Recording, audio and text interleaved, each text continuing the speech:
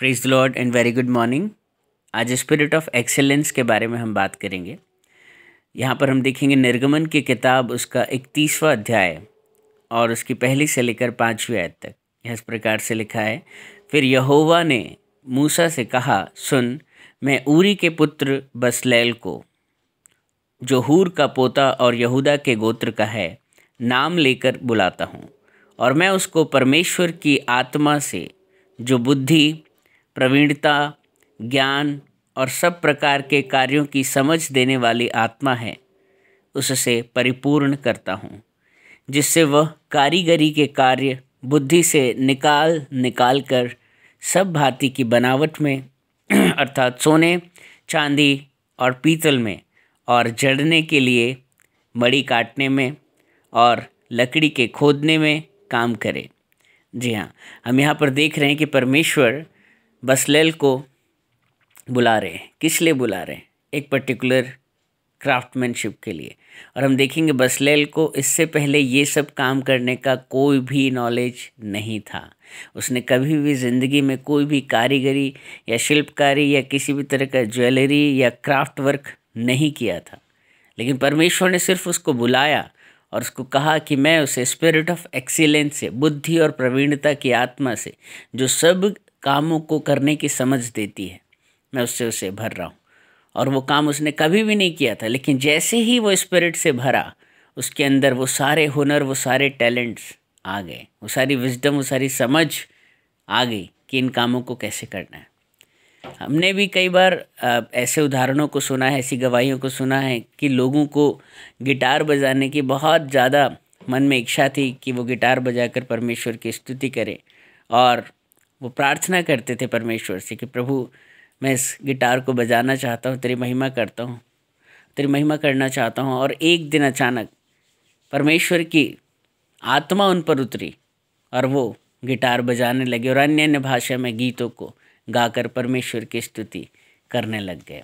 उन्होंने इससे पहले कोई भी गिटार की क्लास अटेंड नहीं करी थी, but in a moment, in a fraction of second आप देखेंगे कि वो गिटार बजाने लग गए। साइंस भी फेल है कि ये कैसे हो जाता है।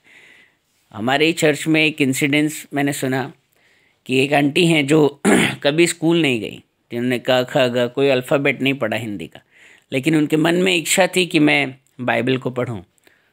और वन डे, एक दिन, जब वो बाइबल अपने हाथ में पकड़ी हुई थी, सडनली उनको शब्द समझ में आने लग गए, वो बाइबल पढ़ने लग गई।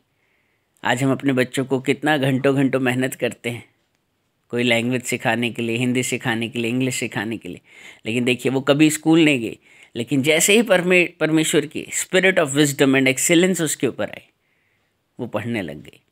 है ना, बाइबल में लिखा है, जिसे बुद्धि की घटी हो, जेम्स के याकूब की किताब में आप पढ़ेंगे 1:5 में लिखा है कि जिसे बुद्धि की घटी हो वो परमेश्वर से मांगे, जो बिना उलाहना के सेतमेत बुद्धि का देने वाला परमेश्वर है।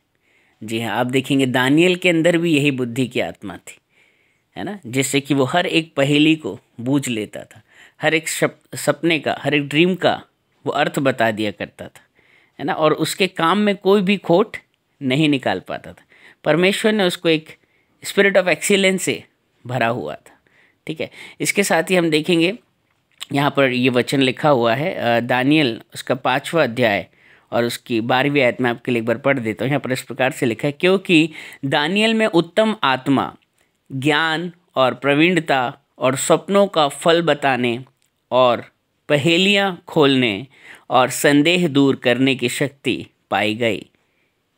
जी हाँ, आप देखेंगे, for as much as an excellent spirit and knowledge and understanding, interpretation of dream and swing of hard sentences and dissolving of doubts. yes, ये सारी क्वालिटीज़ उसके अंदर पाई गई थी। क्यों? क्योंकि उसके अंदर स्पिरिट ऑफ एक्सीलेंस था।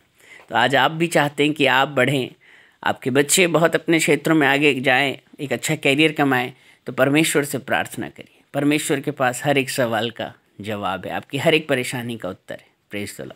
प्रभु आपको आशीषित करें। आप मुझे अपनी प्रार्थना निवेदन 6395893171 पे भेज सकते हैं। Praise the Lord.